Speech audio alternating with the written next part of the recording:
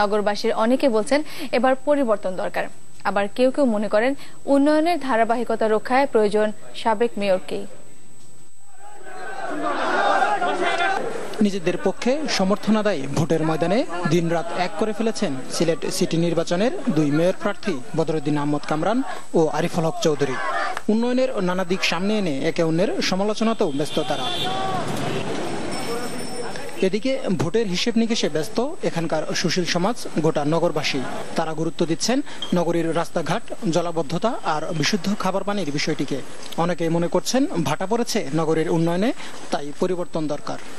মৌলিক যে চাহিদাগুলো সেগুলো যথেষ্টভাবে পরিপূর্ণ হয় নাই, যেমন জলাবদ্ধতা, যানজট নিরসন, পানীয় জল। আমরা জানি আমরা বর্তমানে মেয়র সাহেব is done excellent job for the Sylheti people, but আমরা আরো একটু ইমপ্রুভ হইতে চাই।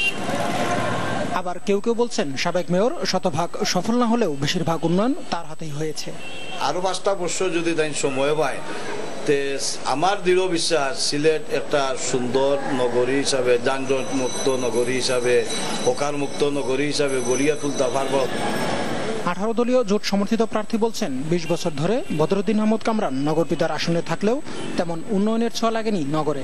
মানুষ অনেক প্রত্যাশা নিয়ে তাকে বারবার নির্বাচিত করেছিল, কিন্তু নগরবাসী সেই প্রত্যাশা পূরণ হয়নি।